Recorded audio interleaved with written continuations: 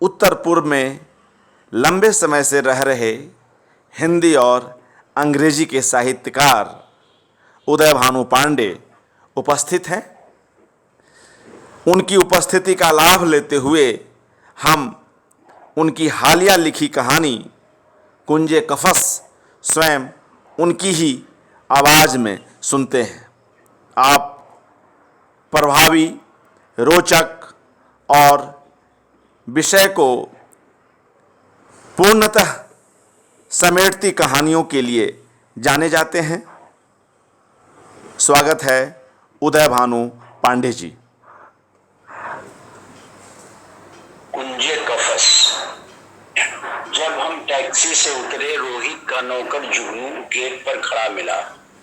अभिवादन और स्वागत की औपचारिकता के साथ मैंने देखा कि गेट के दाहिनी ओर बाईं तरफ संगमरमर की दो सफेद तख्तियां चमक रही थी। एक पर लिखा था रोहित वर्मा और दूसरी पर रत्ना माथुर वर्मा। रोहित के बंगले को सब कुछ मिलाकर सुरुचिपूर्ण कहा जा सकता था, लेकिन घर के प्रवेश द्वार के ऊपर जहां बड़ी लाइट लगी थी, उसके नीचे उर्दू में लिखा था, इस घर का नाम कुंजे कफस। संगमरमर की हरी तख्ती के ऊपर काली लिखावट थी खुशखत में। सामने की दीवारें हल्के हरे रंग में पेंट की गई थी, जिनमें बहुत हल्के पीले रंग का शेड झलक रहा था। मखमली घास यानी कारपेट घास में मौसमी फूलों की क्यारियां थी और बड़े बड़े सलीके से डेकोरेशन प्लांट खड़े थे। हम अंदर गए तो दोनों बच्चों ने हाथ जोड़े।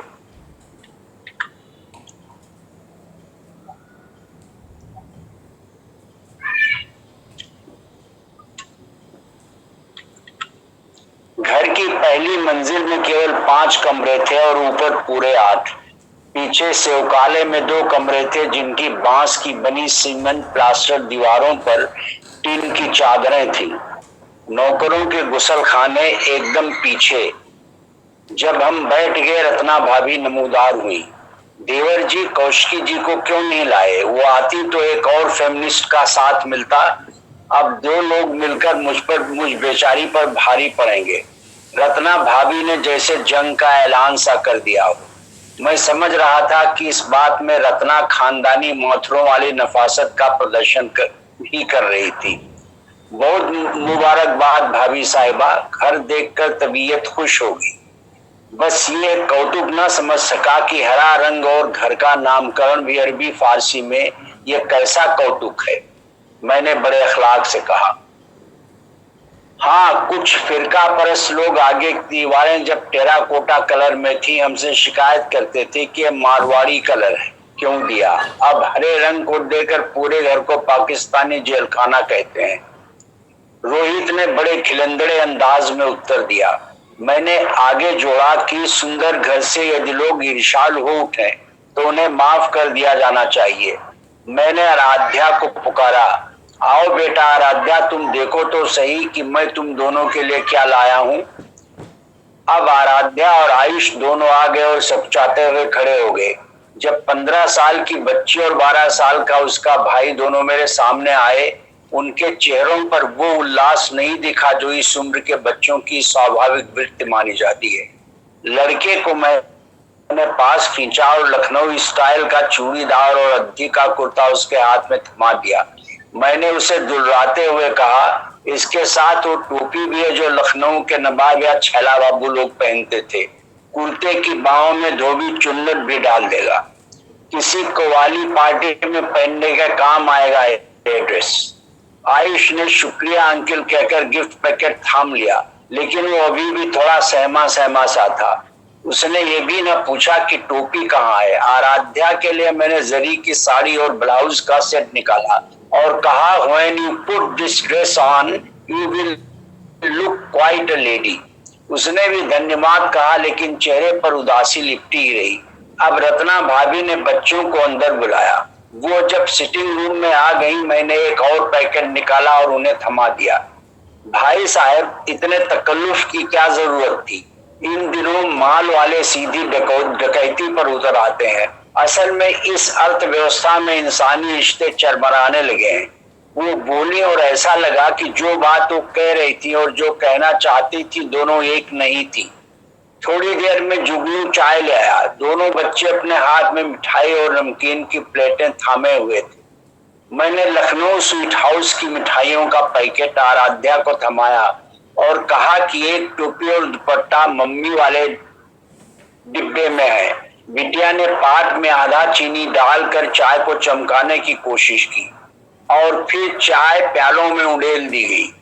देवर जी, ये चाय लोकल है, यानी कि इसे इसी जिले के टी गार्डन की है। उम्मीद है कि पसंद आएगी। चाय तो लाजवाब है भाभी साहिबा, मैंने चुस्की लेते हुए कहा, लेकिन बच्चों ने कंपनी नहीं दी। आराध्या को चाय का शौक नहीं और आयुष की चाय उसके कमरे में दे दी गई होगी। क्या आपको मसूर की दाल से कोई एलर्जी तो नहीं? आपके दोस्त तो मसूर की दाल को दलितों का भोजन कहते हैं। इस बात को लेकर काफी चकचक होती रहती है। जुगनू ने धोखे से मसूर की दाल बिठा दी थी। जब रत्ना जी ये बात बोल रही थी, रोहित के माथे पर हल्के से बल पड़ना शुरू हो गए। मैंने महसूस किया कि मेरा दोस्त अपने गुस्से को पीने की कोशिश कर रहा है। भाभी जी, मैं कोई मेहमान नहीं हूँ। आप जो भी खिलाएंगे मैं उसे चाव से खाऊंगा। कोई तकल्लुफ मत करिएगा। हम लोगों के बचपन का वो सुनहरा काल बीत गया जब रईसों के कुनबे खाने के पीछे बर्बाद हो जाते थे। चाय के बाद जुगनू ने मेरा सामान दूसरी मंजिल के एक कमरे में रख दिया। शायद ये कमरा मेहमान खाना था। उस कमरे में तीन तरफ से पूरा शहर दिखाई पड़ता था। दक्षिण की खिड़की से बगल के वे सब घर दिखाई पड़ते थे जो रोहित के मोहल्ले का एक हिस्सा था। हर घर के आगे और पीछे कुशादा बगीचे थे और घर चाहे खसपोश ही क्यों ना हो, उनके बगीचे अपने रख रखाव में सूरज के अनुपम नमूने थे। छज्जों पे जाकर लगभग पूरे पड़ोस से नहीं 50 किलोमीटर दूर की पहाड़ियों पर बने घरों की रोशनी को देखा जा सकता था। रोहित ने मुझे बताया था कि बारिश के तुरंत बाद नगा प्रदेश की राजधानी कोहिमा के ऊंचे पहाड़ों की रोशनी जब आकाश साफ होता दिखाई पड़ जाती थी। ज्यादातर घर 3 मंजिले थे और उनके स्थापत्य पर इटालियन शैली का प्रभाव दिख रहा था। इस बात में कोई शक नहीं कि मेरा दोस्त एक छोटे किंतु सुंदर शहर में रह रहा था। बस बच्चों की उदासी और दिखने वाली विरक्ति मुझे परेशान कर रही थी। वैसे परेशान तो यह बात भी कर रही थी कि इतने सुंदर घर को गृहस्वामी ने कुंजे कफस यानी पिंजड़े का कोना जेलखाना नाम क्यों दे रखा था। मेरा दोस्त उन गाउदी लोगों में नहीं है जो अपनी शान या विलक्षण सूरज के नाम पर अपने को हास्यास्पद बना लेते हैं। उसके दोनों बच्चों के नाम से ऐसा लगता था कि इस परिवार में सूरज की कोई कमी नहीं थी। जब हम खाने की मेज पर गए, वहां केवल मेरा दोस्त और हम बैठे। मैंने ये नहीं पूछा कि सारे लोग एक साथ खाना क्यों नहीं खाते। हर घर का अपना अपना रिवाज होता है। मैंने ऐसे घर भी अपने बचपन में देखे थे जहां पुरुषों, बच्चों, गर्भवती महिलाओं के अलग किस्म का खाना बनता था और बाकी घर वालों और मेहमानों के लिए अलग। मैं पेशे से एक डॉक्टर हूँ, लिहाजा मुझे खाने की सादगी से कोई एतराज नहीं। रोहित को भी दिल की थोड़ी परेशानी, इसलिए उसे भी हर चीज खाने की इजाजत नहीं होगी। जब हम लोग खाना खा रहे थे, मुझे लगा कि घर के मास्टर बेडरूम से कुछ ऐसी आवाजें आ रही थी जो बताती थी कि इन आवाजों का तमीज और तमद्दुन से दूर का भी नाता नहीं। जुगनू, घर से बड़ी की सब्जी आई है, कल बनाना और मसाले वगैरह ठीक से देना, क्योंकि डॉक्टर साहब हम लोगों की तरह परहेजगार नहीं है, रोहित ने नौकर से कहा। बेडरूम की आवाजें कुछ ज्यादा बुलंद हो गई थी। राहत इस बात की थी कि डाइनिंग रूम से घर के पीछे का बगीचा अच्छी तरह देखा जा सकता था। मुसंडा, बोगनवेलिया और राधा चूड़ी के पेड़ों पर बाहर का आलम छाया हुआ था और किचन गार्डन भी अच्छा खासा था। अब तक मोहल्ले के सारे घर चुप से हो गए थे। केवल हर घर के एक कमरे में टेबल लैंप की रोशनी दिखाई पड़ती थी। ये पूर्वोत्तर भारत के पहाड़ों का माहौल था जहां लोग जल्दी खाकर दूसरे दिन बड़े तड़के ही उठ जाते थे। यह जानकर मन को सुकून मिला कि राक्षस संस्कृति अभी तक यहाँ पांव नहीं पसार सकी है। हम लोग खाना खाकर ऊपर चले आए। थोड़ी देर बाद किचन से पानी गिरने की आवाज सुनाई पड़ी। शायद जुगनू बर्तन साफ कर रहा होगा। मैंने समाचार के लिए टीवी चलाया भर था कि जुगनू ने मेरे कमरे का दरवाजा खटखटाया। उसने बताया कि बाबा की तबीयत खराब हो गई है। मैंने अपना स्टेथोस्कोप उठाया और नीचे आ गया। आयुष को सीजर का दौरा पड़ा था। क्या अस्पताल में एडमिट कराना है या यहीं घर में इंजेक्शन देना पड़ता है? मैंने रत्ना जी से पूछा, लेकिन वो चुप रही। आराध्या बिटिया के प्राण सूखे हुए थे। फिर रोहित ने उत्तर दिया, एक कंपाउंडर आ जाता है। कभी कभी बच्चा इंजेक्शन लेना नहीं चाहता और खूब फाइट करता है। कभी कभी तो 4-5 लोग उसे दबोच लेते हैं, तभी सुई लग पाती है। अभी फोन कर बुलाता हूँ। मैं यहाँ हूँ, चिंता की कोई बात नहीं, कोशिश करते हैं। दवा और सिरिंज वगैरह है या लाना पड़ेगा? बेकार में कंपाउंडर 200-300 ले लेगा। कहाँ 200-300 देवर जी, कम से कम 500, और जब 9 बजे से ज्यादा हो जाए तब पूरे 1000 लेते हैं। अब रत्ना भाभी बोली, लेकिन उनका लहजा कुछ ऐसा था जैसे वो इस बात के लिए किसी और को गुनाहगार मानती हो।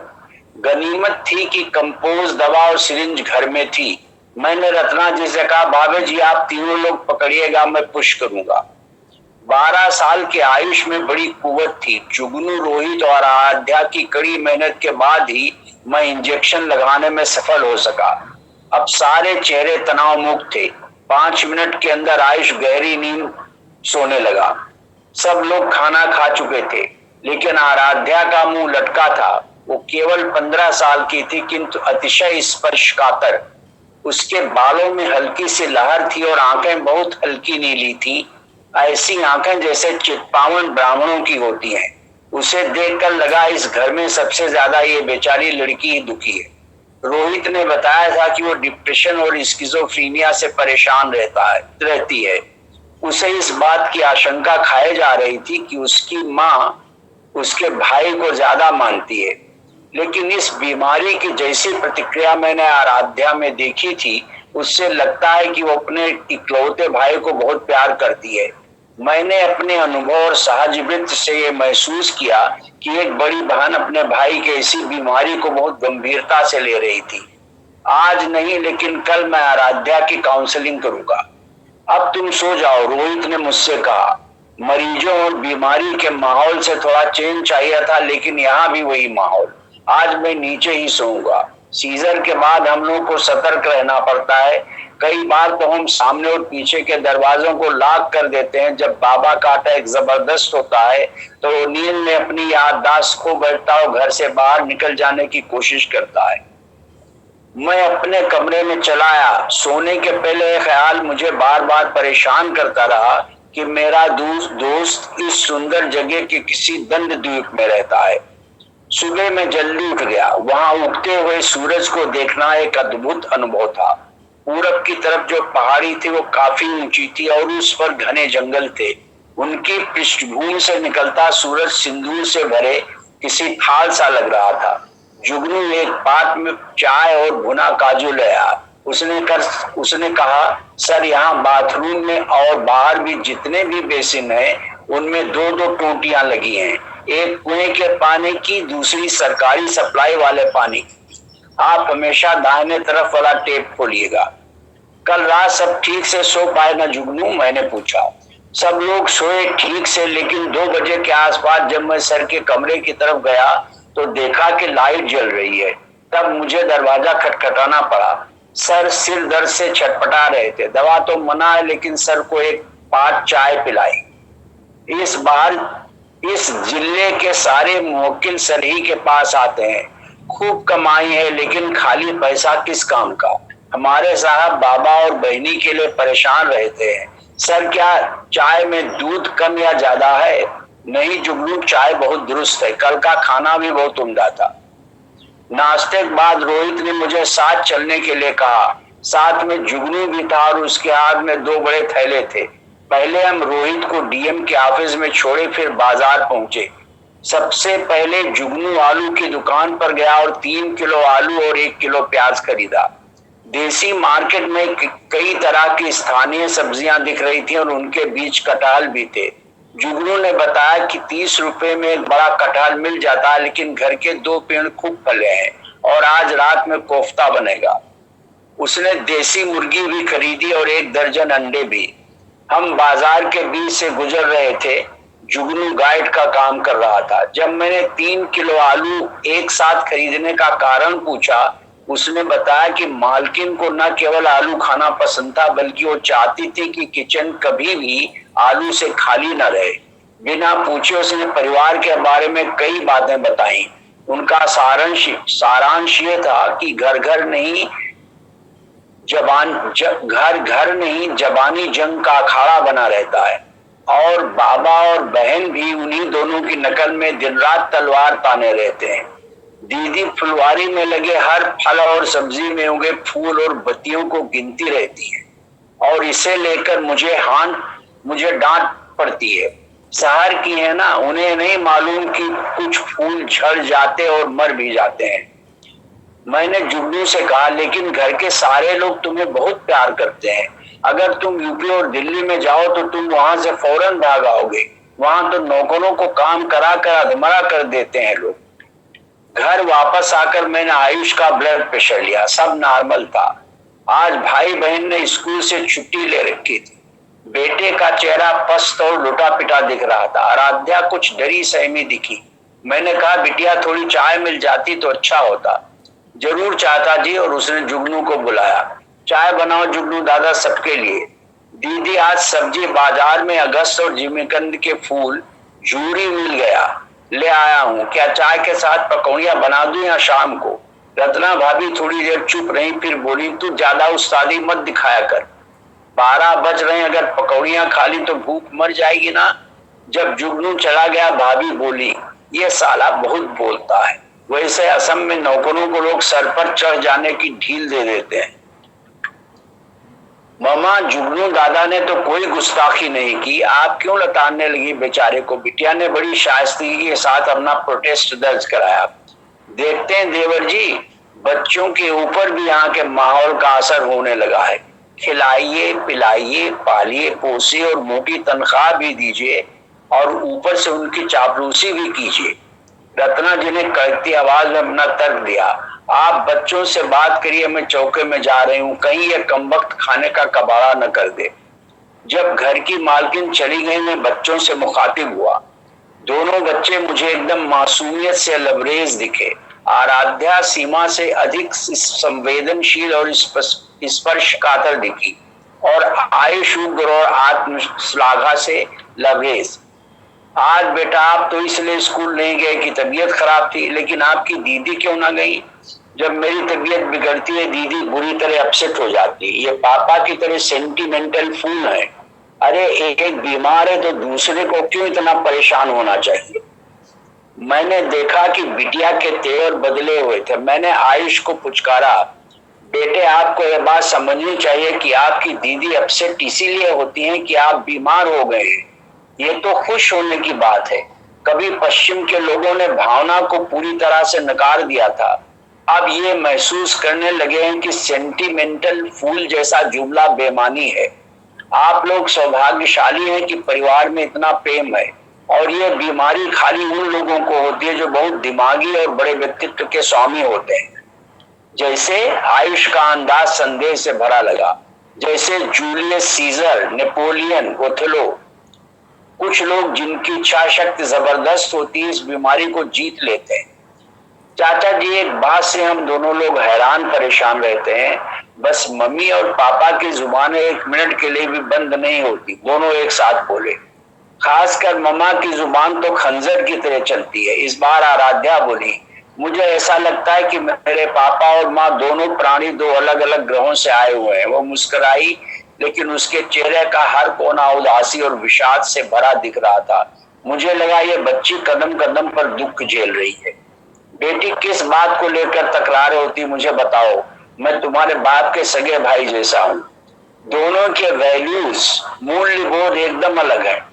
पापा दिन रात एक कर पैसा कमाते हैं, लेकिन उनके लिए पैसा भगवान नहीं है। लेकिन मामा तो हर समय हाय पैसा की हाय पैसा। आपको ये जानकर आश्चर्य होगा कि पिछले 7 सालों से यूपी के हमारे कुनबे से कोई नहीं आया है। अब उसकी आंखें बुरी तरह आंसुओं से तर थी। कहानी जब बताई जा रही थी, मैं इस निष्कर्ष पर पहुंचा कि रत्ना में लोअर मिडिल क्लास के दुर्गुण और धनाढ्य वर्ग के अहंकार दोनों हैं। इसके साथ उनके व्यक्तित्व की आक्रामकता भी है, जिससे पति पत्नी का अहम बार बार टकराता है। बच्चों ने भी बताया कि गृह स्वामिनी प्रायः पड़ोसियों से टकराती रहती है। इस माहौल का ऐसा बुरा असर पड़ा है कि दोनों बच्चों के व्यक्तित्व में तिरछापन आ गया है। मेरे दोस्त और उसकी पत्नी के मतभेद दोनों बच्चों के दिमाग को खराब करते रहते हैं। मुझे ये कहावत याद आई कि खेत खाए गदहा मारा जाए जुलाहा। दोनों बच्चों का भविष्य मुझे अंधकार में दिख रहा था। लंच ब्रेक में रोहित घर आया और हम 4 लोग खाना खाने बैठे। दोनों बच्चे मुझे पाकर खुश थे। भाभी जी परोस रही थी। आज उड़द की दाल बनी थी और बंगाली शैली का मूली घंट। बड़ी की सब्जी बहुत मजेदार थी और बहुत मुश्किल से मैं अपने साथ साठे का चावल लाया था। रोहित ने कहा, रत्ना, उड़द की दाल के साथ कढ़ी या रायता बनवाना चाहिए था। आयुष के लिए खाली उड़द मुजिर है ना। हमेशा इतना चौकस रहना कहाँ मुमकिन है देवर जी। और ये भी बहुत बड़ी समस्या है कि अपने होम स्टेट से दूर लोगों से कैसे एडजस्ट किया जाए। 99% ऐसे लोग हैं जो ये सोचते हैं कि ये घर हम लोगों ने उनका रक्त पीकर बनाया है। हर दिन चंदा, हर दिन दान की याचना, कभी उग्रवादियों की धमकियां, कभी पड़ोसियों की जलन। भाभी जी, यहाँ ये है और हिंदी पट्टी में जातिवाद है। हिंदू बनाम मुसलमान है, अवर्ण बनाम सवर्ण है। इन विसंगतियों से तो 2-4 होना ही पड़ेगा। मुझे तो कल रात से अब तक का खाना बेहद जायकेदार ही लगा है। बस हम कायस लोग खाने पीने में थोड़े चिकने हैं, लेकिन सब चलता है ना रोहित। मैंने समझौताकारी अंदाज अपनाया। अरे मामा, छोड़ो ना ये सब। भैया को सब्जी और चाहिए शायद, पूछिए प्लीज। आराध्या ने बोझिल होते जा रहे माहौल को संभाला। अचानक बाग में से कोयल की आवाज सुनाई पड़ी। गिलहरियां पूरे उद्यान में उत्पात मचाए थी। आम के पेड़ों में भरपूर बौर आए थे। सिल्वर ओक के कई पेड़ शान से खड़े हुए थे। बोगनवेलिया के चारों पेड़ फूलों से लद गए थे। यहाँ कई ऐसी चिड़ियाएं दिखी जो उत्तर प्रदेश में आजकल बहुत मुश्किल से दिखती हैं। इतना सुंदर घर, इतनी अर्थ करी विद्या, लेकिन बीमारी और गृह कलेह से पूरा परिवार परेशान। मैंने दोनों बच्चों को ट्रैंक्विलाइजर के हल्के डोज दिए ताकि वह खूब सोकर फ्रेश महसूस करें। फिर मैं अपने कमरे में चला आया। घर के सामने वाली सड़क पर ट्राइबल लड़कों का एक समूह गिटार बजाता हुआ जा रहा था। उनकी जिंदा दिली और ठहाके मुझे अपनी किशोरावस्था की याद दिला रहे थे। मुझे ऐसा महसूस हुआ कि परिवार कुछ बदनसीब है। सब कुछ होते हुए भी दोनों बच्चे कितने बुझे बुझे और असहाय अनुभव करते हैं। जब हम 4 बजे तक आराम करके प्रकृतिस्थ हुए, रत्ना भाभी ने बताया कि वो दोनों बच्चों को बाजार में दर्जी के पास ले जाएंगी, जहां लखनऊ से आए कपड़ों की काट छांट करनी है। हम लोगों ने चाय ली और आराध्या ने कहा कि शाम को पापा के आ जाने के बाद चाय के दूसरे राउंड में पकौड़ियां बनेगी। जुगनू सबको लेकर बाजार जाएगा, फिर रोहित को घर ले आएगा। बच्चे बड़े खुश दिख रहे थे। थोड़ी देर में जुगनू रोहित को लेकर लौट आया। कोर्ट से आने के बाद रोहित बहुत खुश दिख रहा था। किसी चाय बगान का मुकदमा जीता था और काफी मोटा शुक्राना मिला था। बाजार से पूरी एक टोकरी फल लाया था। चाय पीने के बाद वो मैं घर के पूरब तरफ गार्डन में ले गया। उस तरफ जो पहाड़ी थी काफी ऊंची थी। जहां घर की 4 दीवारी थी, उसके बाहर बगीचे का आकार ढालवा था। शायद पड़ोसी गरीब था, इसलिए उस जमीन पर सागौन के कई पेड़ लगा दिए गए थे। ऊपर से एक पतली सी नाली 4 दीवारी तक आई थी। उस सूखी नाली को देख रहे हो ना? रोहित ने पूछा। हाँ, देख रहा हूँ। जब मैंने ये जमीन खरीदी, ऊपर की पहाड़ी खाली पड़ी थी। उस पतली सी नाली का एक इतिहास है। जब शादी के 3 साल पहले मैंने घर बनवाना शुरू किया, वहां ऊपर एक पतला झरना था। पास में एक आध घर बने थे।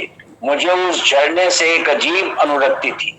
मैं खाली समय छुट्टियों में जब अपने प्लाट की तरफ आता तो लगता है पतला सा झरना मेरा कोई आत्मीय संबंधी है। बरसात में ये कुछ अधिक वाचाल हो जाता।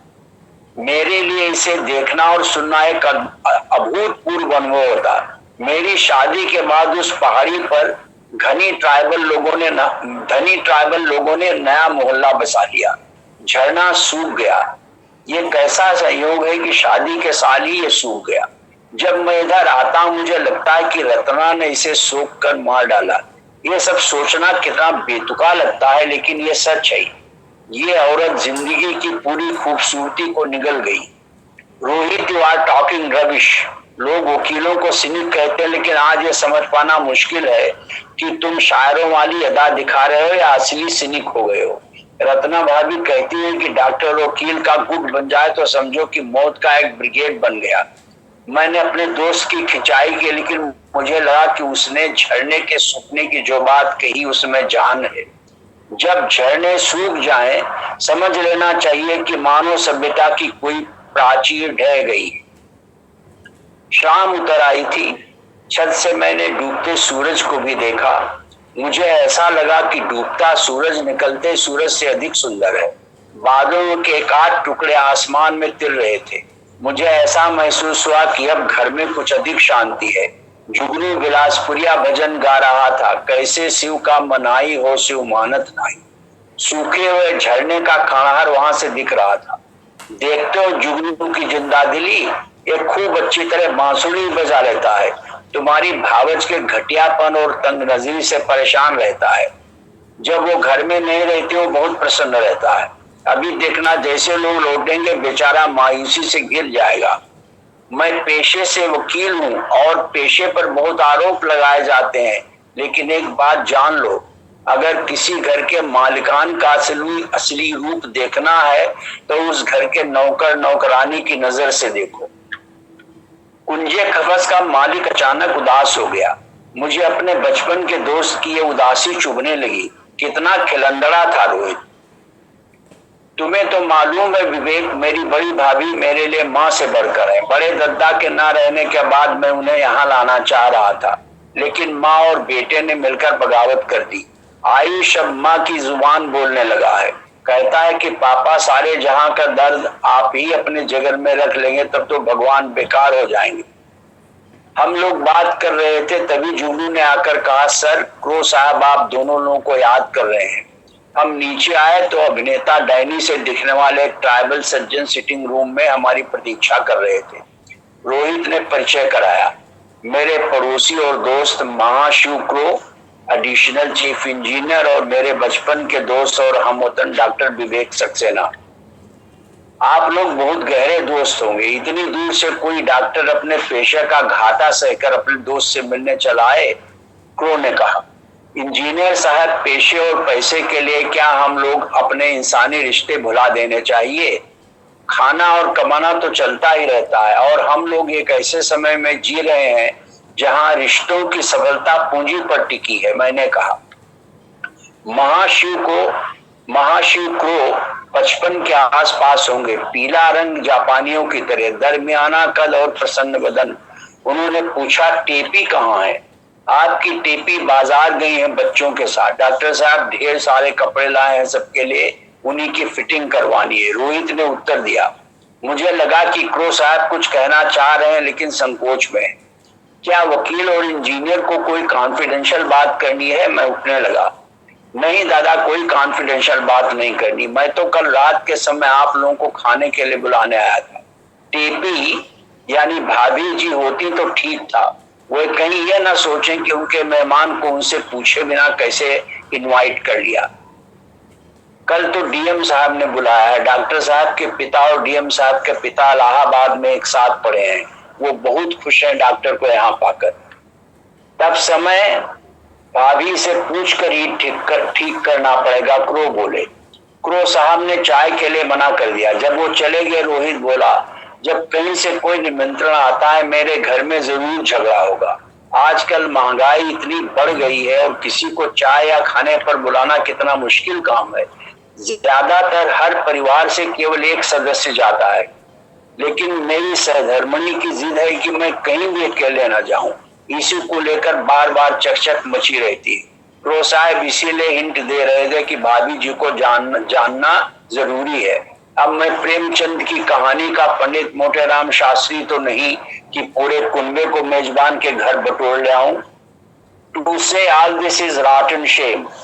मैं ये सब सुनकर आहत था। बच्चों को धीरे धीरे काउंसलिंग करना चाहता था, लेकिन मुझे लगा मेरा इस घर में और रुकना उचित नहीं था। मुझे ऐसा लगा कि रत्ना खुद मनोवैज्ञानिक केस है। लाख दोस्ती के बावजूद मैं रोहित से ये नहीं कहना चाहता था। जब तीनों जन बाजार से वापस लौटे, तीनों चेहरे अलग अलग दिखे। आयुष असहाय और कातर दिख रहा था। भाभी जी के चेहरे पर विजय बोध था, लेकिन आराध्या के चेहरे को देखकर ऐसा लग रहा था कि ज्वालामुखी फटने वाला था। जब जुगनू चाय बनाने लगा, आराध्या ने कहा, पापा, my mother paraded her hyena instinct in the open market. पापा, my mother paraded her hyena instinct in the open market. हुआ क्या बेटी? वो बांग्लादेशी मियां रुखसत अली है ना, वो सब्जी का दाम ज्यादा मांगने लगा। मेरी मदर ने तुली हुई सब्जी उस बेचारे के मुंह पर दे मारी। हम दोनों भाई बहन बहुत शर्मिंदा हुए। जब चलने लगे, किसी कोयरी ने भोजपुरी में आप और मम्मी की तुलना भी कर डाली। मुझे डर लग रहा था कि कहीं माता श्री उससे भी ना उलझ जाए। रोहित चुप रहा, लेकिन उसका चेहरा देखने लायक था। जब हम डिनर लेने लगे, उसने कहा, विवेक, डीएम ने डीएफओ काजीरंगा से कहकर 4 कमरे रिजर्व करा दिए। हम लोगों के लिए सबसे कद्दावर हाथी गौरी शंकर भी आरक्षित है। उस पर चढ़कर हम लोग अभयारण्य घूमेंगे। मैंने इस तरह बरता जैसे कि उसकी बात मुझे सुनाई न पड़ी हो। मैं चिकन शाहजहानी के जायके की तारीफ करता रहा, जिसमें रत्ना जी ने बहुत तकल्लुफ से बनाया था, लेकिन टेबल पर लगा कि अजीब सी मनहूसियत छाई थी। मैं दोनों बच्चों को आसन और प्राणायाम करने की बात समझाता रहा। आज बच्चे नॉर्मल थे, इसलिए रोहित ऊपर वाले अपने कमरे में सोने वाला था। मैंने ही अपनी बात की शुरुआत की। रोहित, आज मुझे कौशिकी ने कॉल किया था। एक कोर्ट केस में मेरी गवाही है। परसों तक मुझे गुवाहाटी से फ्लाइट पकड़ना पड़ेगी। बुरा मत मानना, जब दोबारा आऊंगा कुछ ज्यादा दिन ठहरने की कोशिश करूंगा। कल सुबह मैं निकल लेता हूँ। डीएम साहब से मेरी तरफ से माफी मांग लेना। हम दोनों बचपन के साथी हैं। हम केवल तकल्लुफ के लिए कोई बात नहीं निकालते। रोहित ने एक बार भी ये नहीं कहा कि मैं थोड़े दिन और ठहर जाऊं। दूसरे दिन मेरे लिए एक टैक्सी का इंतजाम किया गया और मैं निकल लिया। दोनों बच्चों को मैंने गले लगाया, आशीष दिया और 2-2 हजार रुपए सगुन के दी। जुगनू के लिए मैंने वादा किया कि गुवाहाटी से कपड़े भिजवा दूंगा। टैक्सी में बैठने के पहले रोहित ने पूरी गर्मजोशी के साथ मुझे गले लगाया और धीरे से बोला, जाओ दोस्त, बुरा मानकर मत जाना। मैं आज से पेशे के दांव पेच में मुब्तला हो जाऊंगा। उसके बाद तो फिर वही कुंजे कफस, फिर वही सयाद का घर। मैंने सबकी ओर हाथ हिलाया और चल पड़ा। चलते चलते वो लकीर देखी जहां कभी कोई पतला सा झरना बहता था, लेकिन अब सूख गया। डिफू जुलाई 17, 2020।